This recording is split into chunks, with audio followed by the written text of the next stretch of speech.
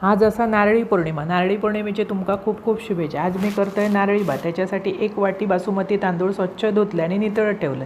एक pan cooker घेतलं, त्याच्यात घातलं 1 चमचोभर तूप आणि काजूगर तळून घेतले. त्याच कुकरमध्ये जरा तूप घातलं, 2 दालचिनीचे तुकडे, 2 हिरव्या वेलच्यो, 5-6 लवंगा आणि खमंग परतून नितळलेलो त्याच्यात तांदूळ घातले.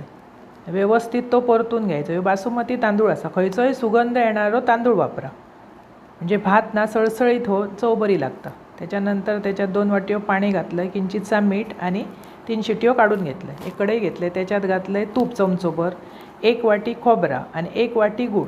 माप सगळा सम घ्यायचा, म्हणजे नारळी भात अप्रतिम लागतं. असं करून बघा. गुळचून व्यवस्थित झाल्यावर शिजलेलो तांदूळ त्याच्यात घालायचो, खमंग परतायचो, वाफ काढायची, वरसून वेलची पावडर घाला आणि जरा जायफळ किसून घाला.